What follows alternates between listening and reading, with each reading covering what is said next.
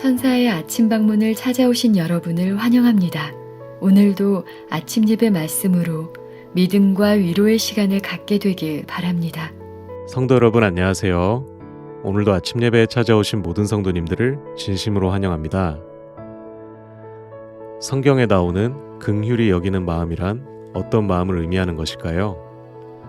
오늘과 내일은 팔복의 5번째 복, 긍휼히 여기는 자에 대한 말씀이 이어집니다. 예수님께서는 왜 이 마음을 복이 있다 하셨는지, 그리고 우리가 어떻게 이 마음을 가질 수 있는지 그 지혜를 발견하는 귀한 시간 되시길 간절히 바랍니다. 이제 기도하겠습니다. 하늘에 계신 아버지, 아침 예배를 통하여 주님의 마음을 볼 수 있게 해주심에 감사드립니다. 주님께서 이 땅에서 사람들을 섬기셨듯이 저희 또한 다른 이웃들을 섬기는 자리로 인도하여 주시옵소서.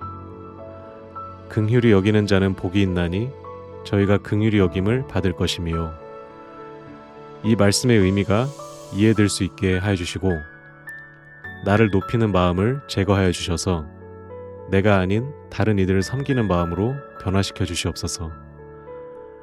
말씀을 들을 때 성령께서 말씀을 전하는 목사님 그리고 듣는 성도들과 함께 하여 주시옵소서. 감사드리오며 예수님의 이름으로 기도드립니다. 아멘. 안녕하십니까?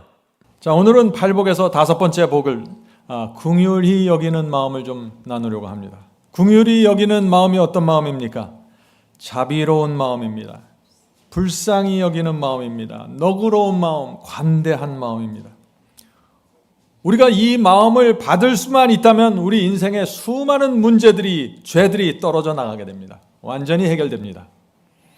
저는 지금까지 살면서 이 긍휼히 여기는 마음, 관대한 마음, 자비로운 마음이 없어서 인생이 꼬여버리고 가족과 친지들이 깨져버리는 이런 모습들을 꽤 많이 보았습니다. 그래서 오늘 우리가 나눈 말씀은 치유의 기름이 되는 말씀인 것입니다. 자, 마태복음 5장의 팔복을 읽겠습니다. 마태복음 5장 3절부터 7절입니다.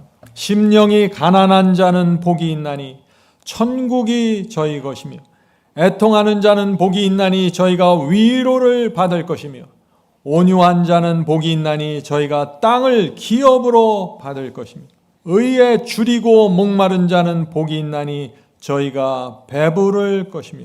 자, 이제 5번째 복입니다. 긍휼히 여기는 자는 복이 있나니 저희가 긍휼히 여김을 받을 것이며. 성도 여러분, 다른 사람을 긍휼히 여기는 사람이 하나님께 긍휼히 여김을 받는다고 했습니다. 다른 사람을 자비롭게 대해주는 사람이 하나님께서 자비롭게 대해줌을 받게 됩니다. 우리의 희망은 하나님의 자비입니다. 하나님께서 우리를 자비롭게 대해주어야만 희망이 있는 것입니다. 자, 하늘의 원칙이 무엇입니까? 이것입니다. 마태복음 7장 12절입니다. 무엇이든지 남에게 대접을 받고자 하는 대로 너희도 남을 대접하라. 이것이 율법이요 선지자니라. 성도 여러분, 하나님께 대접받고자 하는 대로 다른 사람을 대접해 주십시오. 그것이 황금률입니다. 하나님께 불쌍히 여김을 받기 원하십니까? 다른 사람을 불쌍히 여기고 자비롭게 대해 주십시오. 나에게 잘못한 사람을 자비롭게 대해 주십시오. 용서해 주십시오. 그것이 하늘 심판대 앞에서 여러분이 하나님의 긍휼하심을 받는 유일한 길입니다. 한 번은 어떤 사람이 고소를 당해서 재판장에 가게 되었습니다. 고소당한 그날에 크게 당황했지만은 이 사람은 자신이 있었습니다. 나는 재판에 가면은 반드시 이길 수 있어 하고 자신만만했습니다. 그런데 재판 날짜가 점점 가까워지면서 조금씩 달라지기 시작했습니다. 어떻게 달라졌을까요? 재판 하루 전이 되었습니다. 그날 이렇게 말했습니다. 부디 판사가 나를 불쌍히 여겨주기를 바랍니다. 마지막 심판날에 하나님의 불쌍히 여기심을 받기 원하십니까? 주변 사람들을 불쌍히 여기면서 사십시오. 나에게 잘못을 범한 사람에게 긍휼과 자비를 베푸셔야 됩니다. 용서해 주어야 합니다. 그것이 심판을 피하는 유일한 길입니다. 예수께서 지금 팔복에서 그것을 말씀하시는 것입니다. 긍휼히 여기는 자는 복이 있나니 저희가 긍휼히 여김을 받을 것이며. 우리 모두 이 큰 복을 받게 되길 제가 간절히 소망합니다. 자, 질문 드립니다. 나는 천성이 냉정하고 비판적인데 어떻게 긍휼히 여기는 마음, 불쌍히 여기는 마음, 자비로운 마음을 내가 가질 수 있을까요? 많은 분들이 이런 질문을 합니다. 긍휼히 여기는 마음을 받는 방법은 분명합니다. 팔복을 통해서 받는 것입니다. 팔복은 두 단계로 되어 있습니다. 첫째부터 넷째 복까지는요, 다 나를 낮추고 나를 비우는 경험입니다. 나를 낮추고 나를 비우면은 다섯째 복부터 여덟째 복까지를 받게 됩니다. 다시 말해서 나를 낮추고 나를 비우면 하나님께서 우리를 채우시고 우리를 변화시킨다는 것입니다. 이것이 팔복의 구조입니다. 가난한 심령, 애통하는 심령, 온유한 심령, 의에 줄이고 목마른 심령, 이것은 다 나를 낮추고 나를 비우는 경험들입니다. 이렇게 나를 낮추고 비우면 하나님께서 나를 채워주시는데 무엇으로 채워요? 긍휼히 여기는 마음으로 채워주시고, 깨끗한 마음으로 채워주시고, 화평케 하는 마음으로 채우시고, 의를 위하여 핍박을 받는 그 마음으로 채워주시는 것입니다. 이것이 그리스도인의 성장과 변화입니다. 팔복을 통해서 성장하고 변화되는 것입니다. 이것이 성경의 핵심입니다. 성도 여러분, 태어날 때부터 자비로운 사람은 없습니다. 아무도 그런 사람이 없어요. 모든 사람에게 들여다보면 다 가혹한 정신이 있고 냉정함이 있습니다. 그러나 희망이 있습니다. 팔복으로 들어가면 됩니다. 팔복으로 들어갈 때는 반드시 팔복의 첫 번째 단계로 들어가셔야 돼요. 그것이 문입니다. 가난한 심령으로 들어가셔야 됩니다. 애통하는 심령, 의를 사모하는 심령으로 간구하십시오. 주여, 이 죄인을 불쌍히 여겨 주시옵소서.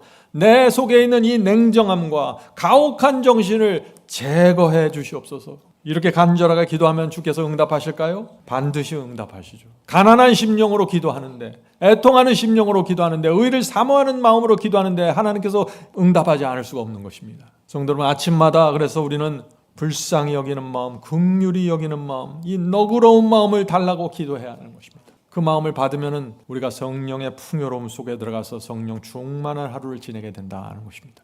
자, 질문 드립니다. 기독교 신앙의 중심에 무엇이 있을까요? 하나님께서 원하시는 신앙의 중심에 무엇이 있어야 합니까? 하는 질문입니다. 무엇이에요? 대답하실 수 있죠? 자비입니다. 불쌍히 여기는 마음입니다. 마태복음 12장 7절입니다. 마태복음 12장 7절. 이것이 하나님의 뜻입니다. 나는 자비를 원하고 제사를 원치 아니하노라. 성도 여러분, 자비가 없는 제사, 자비가 없는 예배 하나님께서 받지 않으시겠다는 것입니다. 예배 드리러 올 때 여러분의 심령 속에 자비가 있어야 된다. 용서해 주는 마음이 있어야 되고, 관대한 마음이 있어야 되고, 내 형제를 불쌍히 여기는 그런 마음이 있어야 된다. 그 마음을 갖고 들어와서 예배할 때 하나님께 그 예배와 제사를 기쁘게 받아주신다는 것입니다.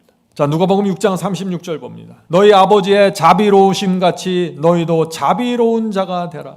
많은 분들이 그런 질문해요. 하나님의 자비, 하나님은 자비하지만 우리 인간이, 타락한 본성을 가진 인간이 우리가 어떻게 자비합니까? 여기 분명히 말씀하잖아요. 누가복음 6장에 너희 아버지의 자비로우심 같이 너희도 자비로운 자가 되라고요. 자비는 하나님만의 속성이 아닙니다. 우리도 자비로운 자가 되어야 됩니다. 믿지 않는 여러분의 가족과 친척들에게 복음을 전하기 원하십니까? 불쌍히 여기는 마음으로 대하셔야 됩니다. 먼저. 그래야만 성령께서 그들의 마음을 열어주시는 것입니다. 자비가 없으면 하나님의 자비도 받지 못하고 전도도 못합니다. 골로새서 3장 12절 봅니다. 골로새서 3장 12절.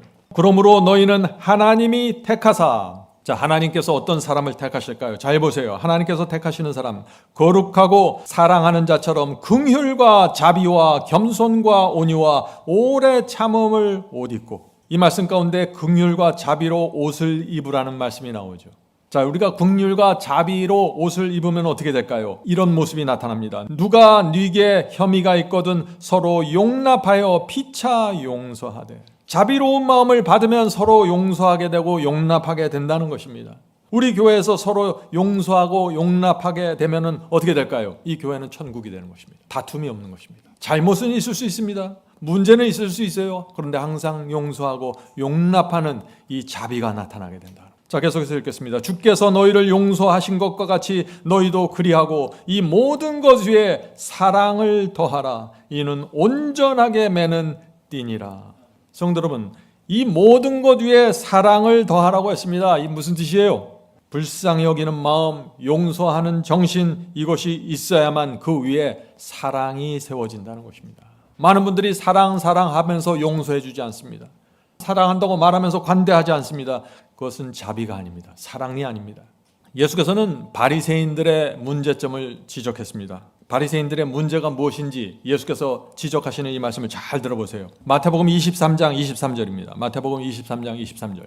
화 있을진저 외식하는 서기관들과 바리새인들이여 너희가 박하와 회향과 근체의 11조는 드리되. 지금 예수께서 바리새인들에게 화 있을진저라고 하면서 지금 11조 문제를 얘기하는 것이에요. 지금 이 바리새인들이 박하, 회향, 근체를 11조로 드리는 것입니다. 아주 작은 약초들입니다. 바리새인들은 밭에서 나온 수확한 아주 작은 약초들까지 하나하나 세어서 무게를 달아서 11조를 드린 것입니다. 철저했습니다. 그런데 문제가 무엇입니까? 율법에 더 중한 바, 율법에서 더 중요한 정의와 긍휼과 자비입니다. 긍휼, 자비와 믿음은 버렸도다. 그러나 이것도 행하고 저것도 버리지 말지니라. 성도 여러분, 이 바리새인들은요, 겉으로 드러난 경건, 이 11조는 철저했습니다. 그런데 그것보다 더 깊이 있는 것을 놓쳤다고 말하는 것입니다. 무엇을 놓쳤어요? 정의와 긍휼과 믿음, 긍휼과 자비, 이것을 놓친 것입니다. 너희가 율법에 더 중한 바 정의와 긍휼과 믿음은 버렸도다. 신실하게 11조 드리는 것 좋습니까? 좋은 신앙입니다. 그러나 그것보다 더 깊이 있는 성품이 있는데 그것은 뭐예요? 긍휼과 자비라는 것입니다. 주님께서 이것을 말하는 것입니다. 그러나 자비롭기만 하면 됩니까? 긍휼하면 됩니까? 예수께서 이것도 행하고 저것도 버리지 말아야 할지니라. 이것이 균형입니다. 어떤 분들은 작은 것에 매달려서 더 깊고 중요한 것을 놓칩니다. 제가 신앙을 할 때 이런 모습을 많이 봅니다. 작은 일에 매달려서 하나하나 따지고 분석하는데 자비와 긍휼이 없어요. 성도 여러분, 잊지 마세요. 사탄이 원하는 것이 무엇인지 아세요? 우리가 작은 일에 매달려서 신앙의 핵심인 자비와 긍휼, 불쌍히 여기는 마음을 잊어버리는 것입니다. 작은 것에 매달려서 말이죠. 성도 여러분, 승리의 복음 중심에는 긍휼과 자비가 있습니다. 불쌍히 여기는 마음이 있는 것입니다. 이 자비와 긍휼이 없는 순종은 메마른 율법주의입니다. 그건 바리새인이 될 수밖에 없어요. 자, 질문 드립니다. 어떤 사람이 진리를 정확하게 알고 있고 순종과 승리를 강조하는데 자비와 불쌍히 여기는 정신이 없으면 어떤 일이 생길까요? 이 질문 중요하죠. 아무리 진리 외쳐도 자비와 관대한 정신이 없으면 사람들론의 진리는 어떻게 돼요? 우스꽝스러운 것이 되고 맙니다. 저 사람 맨날 입만 벌리면 진리라고 하는데 용서도 안 해주고 자비도 없고. 잘 생각해 보세요. 이게 뭔지. 성도 여러분, 진리를 믿고 말씀을 전하려고 하는 사람들에게 반드시 필요한 것이 뭐예요? 자비와 긍휼히 여기는 정신입니다. 그래야만 사람들이 우리가 믿는 이 진리의 가치를 보게 되는 것입니다. 우리가 진리를 이해하고 교리를 알아도 자비와 이 불쌍히 여기는 정신이 없으면은요, 사탄은 그런 사람들을 보면서 긴장하지 않습니다. 사탄은 성품의 열매가 없는 그리스도인을 두려워하지 않습니다. 아주 만만하게 봅니다. 언제든지 자기가 무너뜨릴 수 있기 때문이죠. 이기적인 사람, 내가 모든 일의 중심이 되어야 하는 사람, 배려하고 존중이 없는 그런 정신 가진 사람, 사탄은 이런 사람들에게 신경 쓰지 않아요. 아주 쉬운 것입니다. 이런 사람들 무너뜨리는데. 왜요? 그런 사람들은 말씀을 성령의 감동으로 전할 수 없기 때문에 그냥 내버려둬도 되는 거예요. 자기 혼자만 믿고 영향력이 없는 것입니다. 잊지 마세요, 여러분. 마지막 시대에 용과 대적하는 이 성도들은 성품의 열매가 있어야 됩니다. 마지막 백성은 진리를 분명하게 세웁니다. 그러나 그 진리가 정확하게 전파되려면 그 심령 속에 불쌍히 여기고 용서해주고 품어주는 관대한 이런 정신이 반드시 있어야 되는 것입니다. 그래야 하나님께서 사용할 수 있는 종이 되는 것입니다. 요한복음 4장 23절 24절 보겠습니다. 요한복음 4장 23절 24절. 아버지께 참되게 예배하는 자들은 성령과 진리로 예배할 때가 오나니. 자, 하나님을 우리가 경배할 때 두 가지가 필요하다는 것입니다. 두 가지가 무엇이에요? 성령과 진리입니다. 성령과 진리가 없는 예배는 예배가 아니라는 것이에요. 지금 계속해서 보죠. 곧 이때라 아버지께서는 자기에게 이렇게 예배하는 자들을 찾으시니라. 하나님은 영이시니 예배하는 자는 성령과 진리로 예배할지니라. 성도 여러분, 진리만 필요한 것이 아니라 성령과 진리 모두 필요합니다. 둘 중 하나가 빠진 예배는 하나님께 드리는 예배가 되지 못한다는 것이죠. 오늘날 기독교 안에 두 가지 극단이 있습니다. 첫 번째 극단은 뭐예요? 진리 정통 주장합니다. 그러나 성령의 감동이 없습니다. 성령께서 회개시키는 감동이 없습니다. 자비와 긍휼이 없습니다. 불쌍히 여기는 심령이 없어요. 메마른 교리만 반복되는 것입니다. 그런 신앙은 공허합니다. 그런 신앙은 매력이 없습니다. 영혼을 구원하는 파워가 없습니다. 또 다른 쪽에 극단이 있습니다. 거기는 성령 외치고 뜨거움을 주장합니다. 그런데 진리가 정확하게 제시되지 않습니다. 그것도 공허합니다. 사랑과 자비를 주장하는데 뜨거운 감정만 거품처럼 올라오다가 꺼져버립니다. 의미가 없는 것입니다. 성도 여러분, 예수께서 말씀하셨죠. 진리와 성령 모두 필요하다고요. 하나님은 영이시니 예배하는 자는 성령과 진리로 예배할지니라. 자, 그런데 성령과 진리로 예배 드리는 자들에게 반드시 뭐가요? 긍휼함, 자비로움, 불쌍히 여기는 정신으로 깊이 들어갑니다. 성령과 진리로 예배 드리는 사람은 반드시 긍휼히 여기는 정신으로 깊이 들어가요. 왜냐하면 구원은 이 긍휼히 여기는 마음에서 이루어지기 때문에 그렇습니다. 긍휼히 여기는 자가 하나님께 긍휼함을 받고 구원받는 것이에요. 부부 사이에도 긍휼함이 필요합니까? 나이가 들수록 서로 불쌍히 여기는 마음이 정말 필요합니다. 주름이 깊어지고 이곳저곳 아프고 쑤시면 어떻게 돼요? 서로 불쌍히 여기게 되는 거죠. 이런 부부들이 행복한 노후를 보내게 됩니다. 저는 부부만 이렇게 행복할 것이 아니라 저희 교우들이 이렇게 서로 불쌍히 여기게 되길 제가 바라는 것입니다. 여러분들은 오랫동안 진리를 찾아서 이곳저곳을 방황했습니다. 주님을 만나려고 이곳저곳 다니면서 고생을 많이 했습니다. 그러다가 주님의 기이한 인도하심으로 여기까지 왔습니다. 우리가 서로를 어떻게 바라봐야 할까요? 동정하는 마음, 불쌍히 여기는 마음으로 안아줘야 하는 것입니다. 성도 여러분, 진짜 신앙이 무엇인지 정확하게 보셔야 됩니다. 팔복을 통해서 그걸 정확하게 봐야 돼요. 오늘날 기독교 안에 가짜 신앙이 많이 있습니다. 뭔가 진리만 잘 따라가면 되지 정신과 태도는 상관없다는 생각, 가짜 신앙입니다. 한 번은 어떤 분이 이런 말을 했습니다.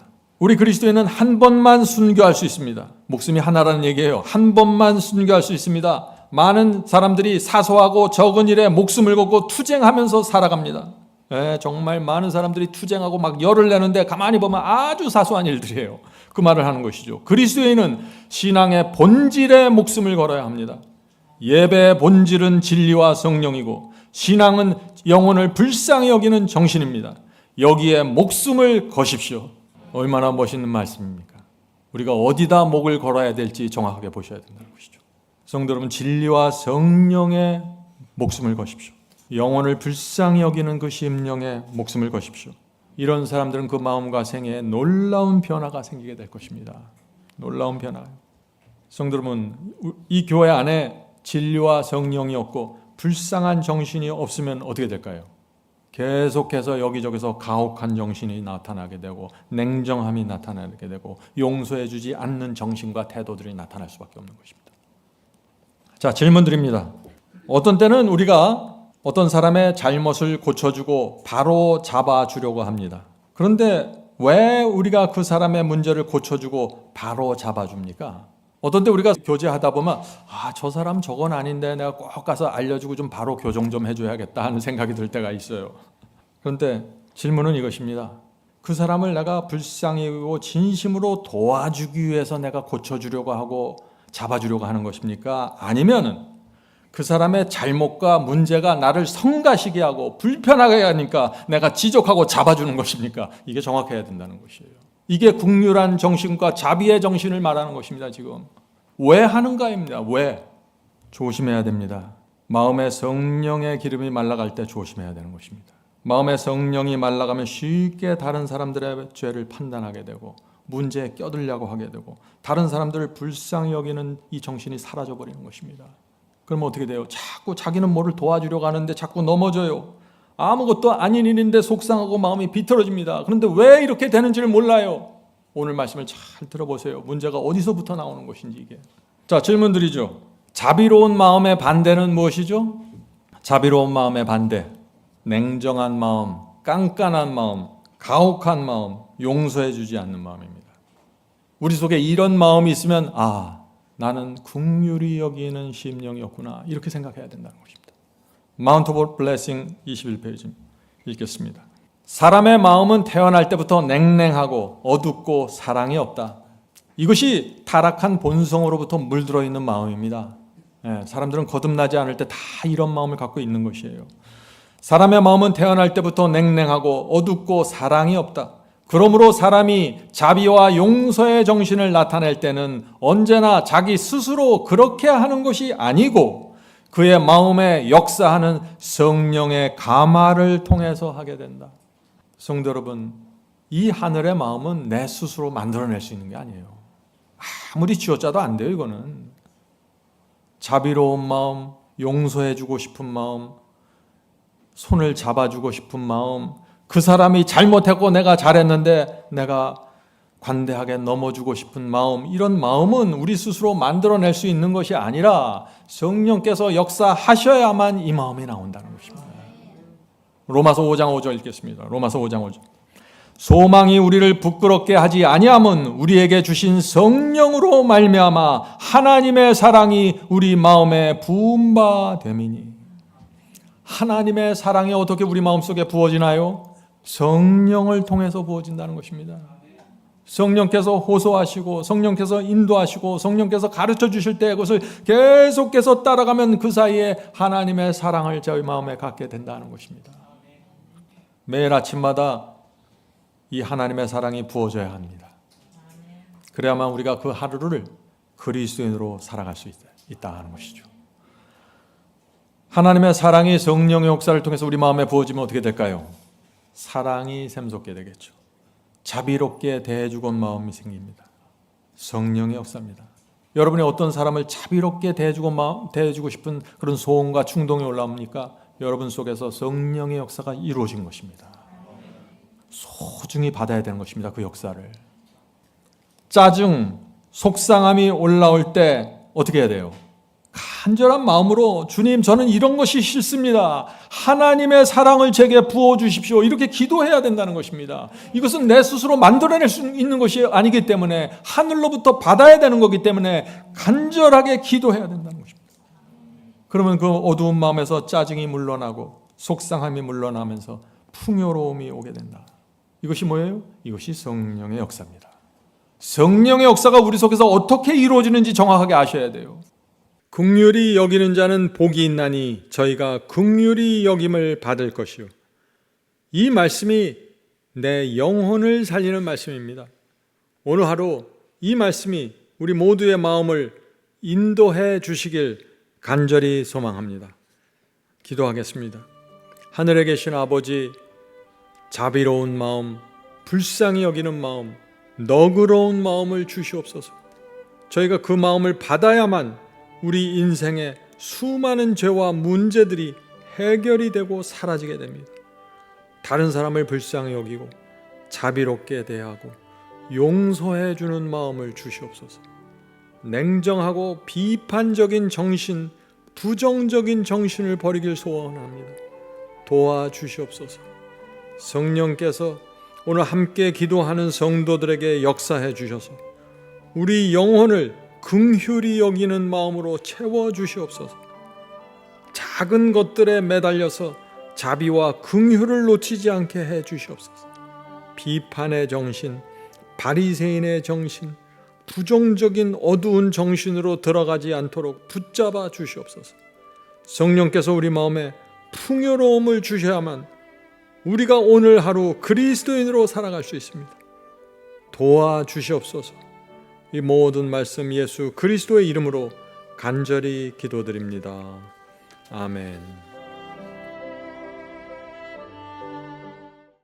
성도 여러분, 마지막 사명에서는 아침 예배 채널을 유튜브에서 별도로 운영하고 있습니다.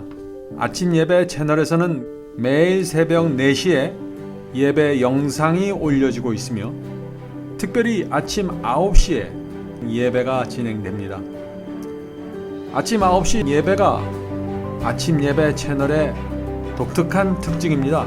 원하시는 분들은 유튜브에서 아침 예배 채널을 별도로 구독 신청하여 주시면 저희와 함께 아침마다 예배 드릴 수 있습니다.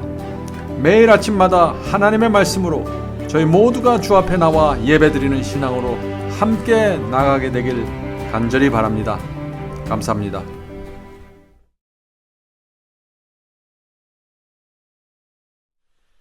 Under His wings.